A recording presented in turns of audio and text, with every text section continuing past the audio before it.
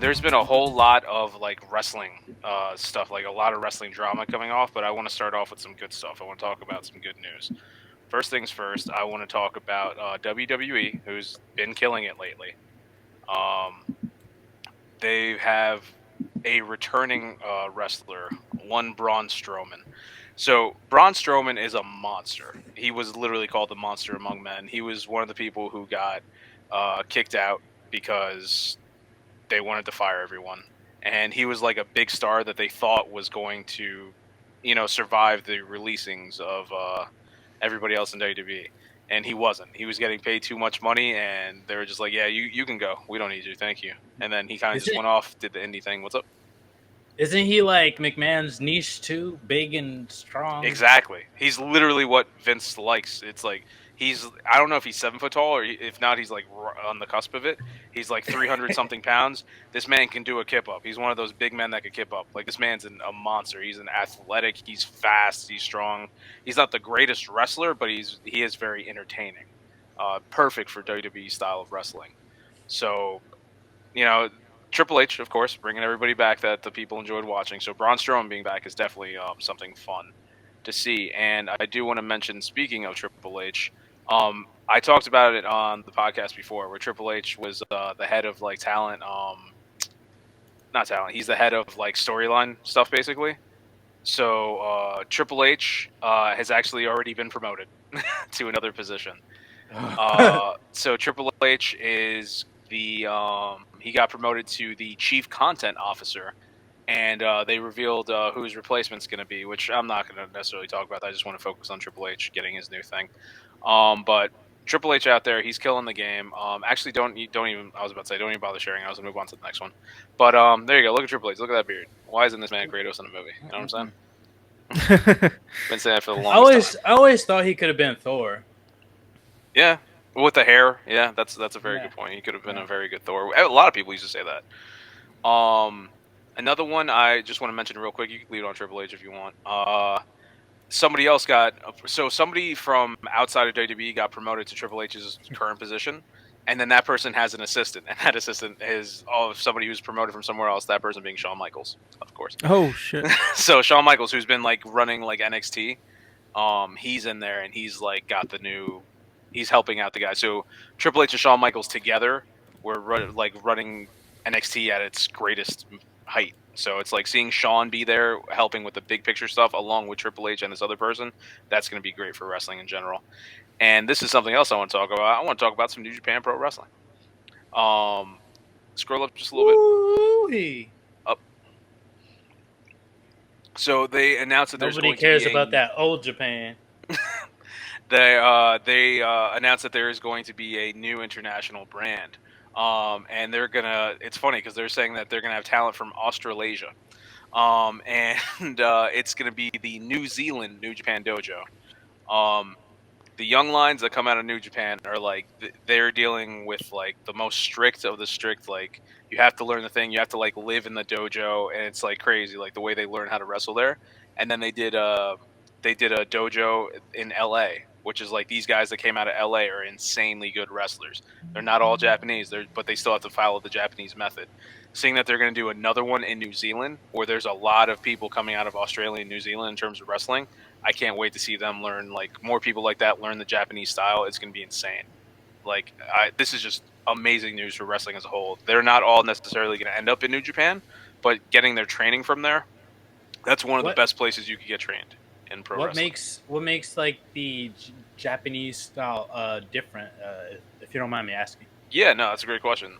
So there's a lot of different styles of pro wrestling. Japanese pro wrestling specifically, you have stuff like you have the King's Road style, and then you have like strong style. A lot of people, King's Road is kind of like the traditional, like, they go out there, they have a match, and it's the predetermined outcome, quote unquote, and you're going out there and you're just putting on a good match, putting on a good show. Strong style, same thing. The only difference is it's a lot more hard hitting, a lot more no selling, which I think you guys should know what selling means at this point.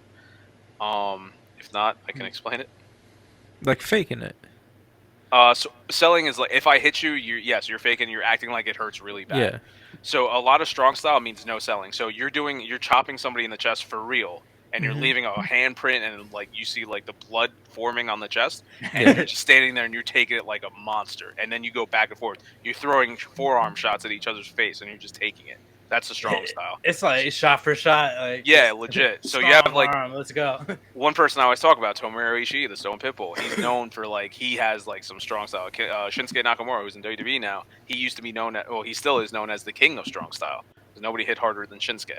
So it's like seeing people come out with that style, where it's just like a lot of people say wrestling's fake, right? When you watch these guys fight, yeah, it's not like they're really fighting, but a lot of it you could see they're not pulling punches. Like they are doing stuff. So it's like it's a cool style to watch. It's orchestrated, but they're really going at it. Like those hits are hitting. It's orchestrated violence. That's what I'm gonna call it. I love that. Boom. Yeah. Teamwork. Thank you. But yeah, so seeing them come out with a new thing, that's incredible. It's a shirt right there. Orchestrated violence. LWG. I really do like that. I feel like we gotta write these ideas down. This one is just gonna be an image I pulled off of either Google or I don't even know anymore. But here's another one. Just to do a quick thing. So AEW, I'm gonna transition to AEW now, which this is where all the news is coming from. It's been insane. This is from the DuckDuckGo thing. It's a cool browser if you guys ever want to check it out. So AEW just had their All Out pay-per-view, and they introduced these new trios titles, and the winners of the first ever winners of the AEW trios titles are the Elite, that being the Young Bucks and Kenny Omega, the executive vice presidents of AEW. There was this cool tournament. They went out there, they won, and they had a very hard fought battle against the two members of the Dark Order, whose names I can't remember right now, and Cowboy shit himself, Adam Page. Okay. That's his thing. He does What? cowboy shit. Okay. So yeah, I thought so literally he shit himself. Yeah. I worded it weirdly. So they had this amazing, phenomenal match, a 6-man tag, and these are your first ever trios champions in AEW, making Kenny Omega the first ever Triple Crown champion in AEW history. Him being a former AEW World Champion, a former AEW Tag Team Champion with Hangman Adam Page, cowboy shit, and now the trios champion. Well, winning the first ever trios championship. So that's not the only title that changed hands at the AEW All Out pay-per-view. Another one that changed hands was for the AEW World Championship between Jon Moxley and CM Punk. Last time they fought, Moxley went out and destroyed Punk. They had the rematch at the pay-per-view, and Punk, as you can see here, was victorious. So he's fucking bloody though. Jeez. Oh, dude, there was a Looks massacre. gruesome. Like this was a violent fight. Like, hey man, talk about strong style. But these guys, they went out there. They had a really good match. Punk, he wins the title back, so he's the second ever 2-time AEW World Champion. The first being Moxley, the guy that he beat. And apparently, this is Jon Moxley's first ever singles loss in AEW history. This man's been with them from almost the beginning, and this is the first time he's lost in a singles match. So seeing that it went to Punk was like a really, really cool moment. And after this happened, we finally got confirmation about another wrestler that had been missing for some time. So remember a little while ago I talked about the pipe bomb, the MJF pipe bomb. So CM Punk wins the title, and the first time, and MJF goes out and he gives his pipe bomb. I don't want to be here anymore. Fuck you, Tony Khan. Fire me, please fire me. I want to go to WWE. Shit like that. And then MJF is gone from TV for months. People are speculating whether or not he's still with AEW. He comes out at the end of the show. He won the right to fight any champion he chooses earlier in the show. It was kind of cheating or whatever. We didn't know who he was. He was masked. And then it was revealed at the very end. It's like CM Punk wins the belt. Everything goes black. And then you hear Tony Khan on a phone call speaking to somebody that we don't know. And all you hear him saying is like, listen, I want you back. I don't care how much money it is. I want to bring you back. Don't worry. I'm not going to force you to sign a contract extension. You stay for the end of the contract, but I need you. You're giving me good numbers. And then MJF comes out. The biggest heel in pro wrestling, who then gets cheered by the entire audience because everybody's like, we want to see where this storyline goes. So the fact that we're getting to see MJF, the one who's delivering this new age pipe bomb, going against Punk, who's given the biggest pipe bombs in wrestling history, tells for amazing storytelling. And they fought once before, and it's one of the best stories. The pipe bomb match. Did you say pipe bomb or python? Pipe bomb. PIP. Oh, okay. Okay. But yeah, seeing them go at it is going to be phenomenal. They already had one feud in AEW, and it was just the story they told was incredible with these two wrestlers. So seeing them now in this stage is going to be great. Or so we thought until all the drama started happening after the pay-per-view. So Eslam, I'm going to wait till you pull this up. I want to read this one for verbatim what it says. Okay. Sorry. No, you're good. Take your time. Take your time. I need a breather. I'm speaking fast.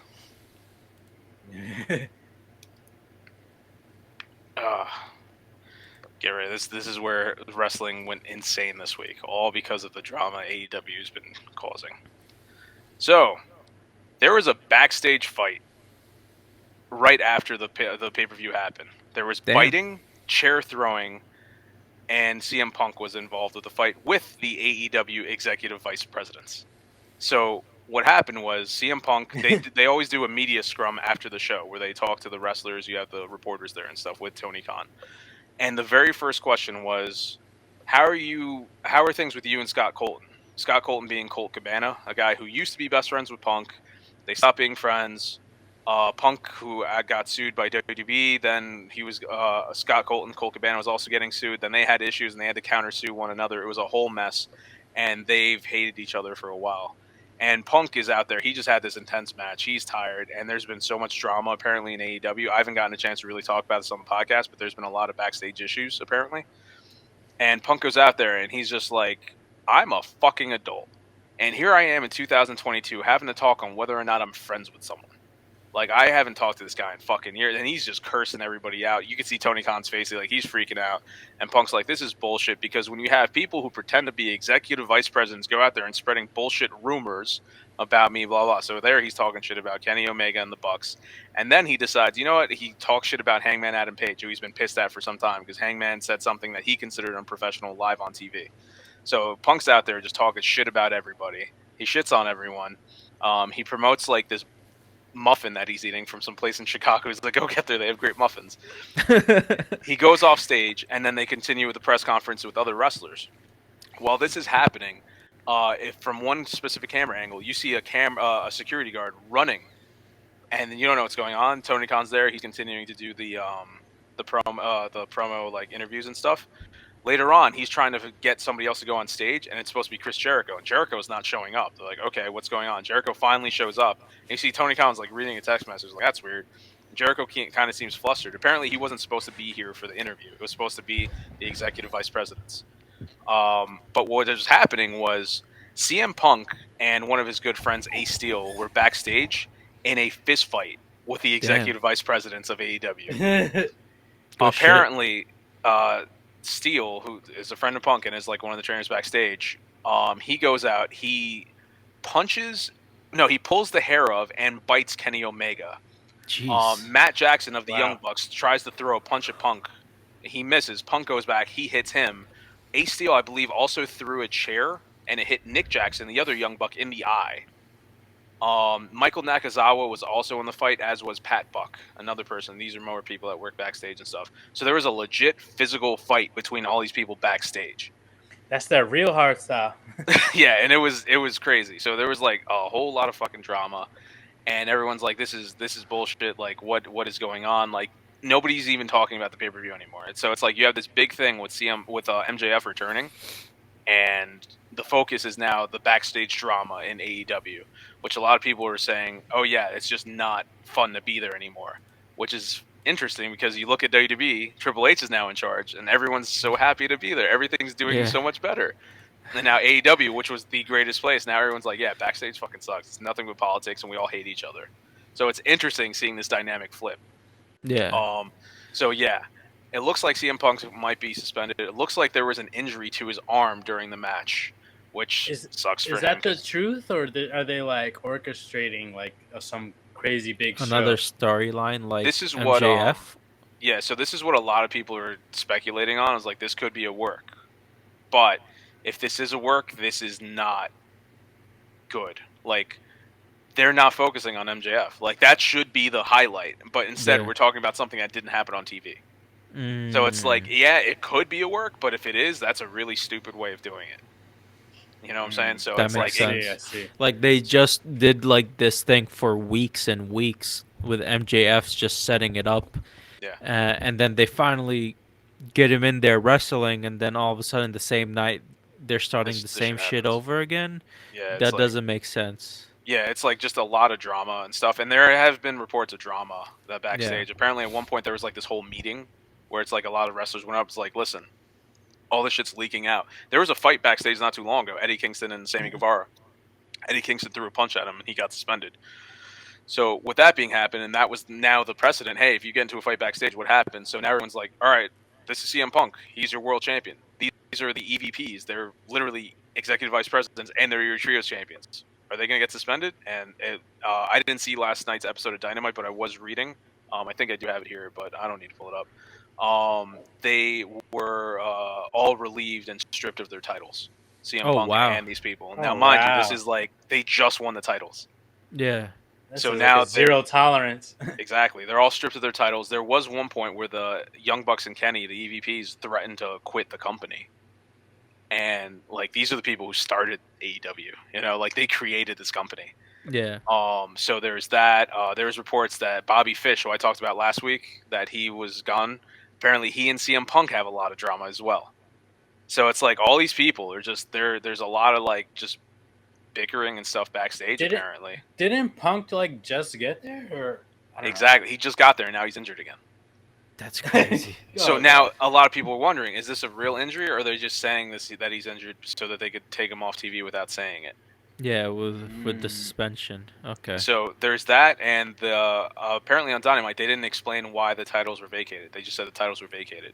So it's like Damn. now you have Death Triangle or Triángulo de la Muerte are now the AEW Trios champions, and there's a tournament in place to decide who's going to compete for the AEW World Championship. So that's all happening. So it's like you have these great matches with these great wrestlers, but because of all the drama, now they're all gone, and we don't know what the hell's going on. Another one I want to mention real quick is Malachi Black, who's the leader of the House of Black in AEW. They're cool. They come out, they're black. He's like all satanic, and he has like devil horns and shit like that. It's really cool. Is he going for the throne, the Iron Throne? He looks like he could. And he might be because it looks like he House left of AEW. Black. Yeah. Jeez. He was one of the people that requested, I think, his release from WWE and then showed up in AEW and was just amazing. And he was like a heel, but everybody cheered for him. And now it just seems like he doesn't want to be in AEW. There's rumors, so we don't know if it's true or not. But at the end of his match at All Out, he hugged his partners, blew a kiss to the fans goodbye, and then now it seems that he's not going to be on AEW TV for the near future. So he could be working us, or it could be real. We don't know. One thing we do know is that his wife does work in AEW in WWE still. And with Triple H back. Mm-hmm. And Malachi Black, under the name Aleister Black, when he was in NXT, was the NXT World Champion. He had the most badass entrance. He was very heavily pushed. He liked working with Triple H, I have to imagine. So it's like, it's crazy because like you have all this drama going on, and it was just like it was basically nobody wanted to work at WWE because it was just trash. Like everybody hated being there. How was Vince McMahon's scandal? Like the domino effect that's gonna bring down AEW. Like that's fucking wild. Yo, that's fucking wild. Dude. Like the thing that was supposed to like fuck up WWE is like help them the most because Triple H is in control, and now somehow it put a curse on like AEW. No. That's wild. The way I look at it, and I've told this to people before, when it comes to wrestling, yes, I grew up watching wrestling and I love the storylines. When I got older and I started learning about the industry, that's so much more interesting. Yeah. It's like it's wild. It's funny. Like let's we're gonna do this the whole time. This is the Lord of the Rings episode where we talk about House of Dragon. So in House of Dragon, yes, there's the dragons, there's the fighting. That's all cool. But what's the interesting stuff? It's the talking. It's the politicking. It's like, oh, who's gonna do what? Like that's the way I see wrestling. It's the chess piece moves to get to the chair. Yeah. And another thing, I'm not gonna have any more pictures. So if you want to have CM Punk sitting there, I don't care. You can cut back to just us, whatever you want to do. But WWE did have a major pay-per-view recently in the UK called Clash of the Titans, Clash of the Champions. I don't know, something. It's Clash of something. They're in the UK. And it was like this big hit. It's the first time they've had a major pay-per-view there in years. Everybody loved it. And Yeah, man, WWE's just killing it. At the end of that, it was funny. Clash you had at the Castle. Clash at the Castle. Thank you, sir.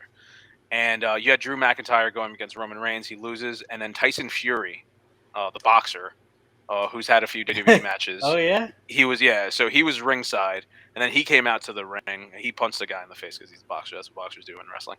And he goes out to the ring, and I was like, okay, this is a cool moment. And he starts singing American Pie, bye bye Miss American Pie. Like he sings the entire song in the ring. I was like, why is this happening? Yeah. Why is Tyson Fury singing this song in the middle of a WWE ring? Boxer singing in a wrestling event. That just makes total sense. And the audience starts singing with them. Like, I don't know. And then he was like, gives the phone to Drew McIntyre. I was like, do you know any songs? He's like, I only know this one song. And he said like a little part of it. And me and many other people are sitting here like, what is happening? Like, did the show finish? Or is it still happening? It's American Idol. Like, I don't know, but You it just was tune cool. into The Voice. And after that was over, they did there was an interviews thing with Triple H backstage, and they asked him like, so with you're now in charge and everything, how do you feel about AEW going out there and being so successful? And Triple H hardly ever speaks about AEW because of their competition. So he's hearing the thing. He's like, it's cool. I mean, it's nice seeing there. It's nice seeing that there's other alternatives and stuff. But I mean, it is what it is. And they're like, well, they beat you guys in the ratings for so long. He's like, yeah, well, they beat our developmental system. That's nice. I was like, damn. He's just talking about like NXT. He's like, yeah, all they did was beat NXT. They didn't beat us. Yeah. So Triple H still holds a grudge. Like they beat his baby. So now he but now he runs all of WWE. He's coming for AEW. Oh yeah. So 100%. Like this is the war like we've wanted to see. Like this is the AEW WWE war for real now. Now this is the wrestling Game of Thrones. Yeah. Triple H is who's gonna win TNT? Like Triple H is low-key planting seeds to destroy AEW. Yeah. So it's like we're gonna see where this goes, but I mean, has AEW always been like this kind of like drama? I don't know. This is like fairly recent. Drama. This is fairly recent because like when AEW first started, it was. That's what happens when they lost Cody Rhodes. Cody caused a lot of drama when he was there. I'm talking out of my ass, bro. Okay. But I don't know what the fuck I'm talking about. I'm just throwing shit out. I know who Cody Rhodes is. So I was just like, just throwing a name. I know what I'm saying. Yeah. But Shingo Takagi, he's AEW needs their Khaleesi. They need their mother of dragons. Starting shit backstage. So when AEW first started, it was started by a bunch of wrestlers. Tony Khan, who's a huge wrestling fan, they started the company just a few years ago. And like, hey, everybody loves working here because it's run by the boys. We know what we're doing. And then, it's all well and good. And it was very entertaining, especially when WWE was shitting itself every day. And then, like, now things are starting to get dramatic. And as much as I like the guy, I don't want to put this on him, but it was like around the time CM Punk got there. And there has been, and people talk about in the past when CM Punk was in WWE, they're like, yeah, he causes a lot of shit backstage that, of course I'm not there. I don't know. As a wrestler, CM Punk's very fucking entertaining. Hell, even just seeing him on social media, everything about Punk, I've always been a fan of the man. But it's like all this stuff. It's like a lot of artists. Ego trip, I guess. It's like a lot of artists. Once they get that fame, it gets like exactly like Eslam just said, the ego trip, where it's like, I'm hot shit. Like, don't fucking mess with me. Like, I can do this because I am hot shit.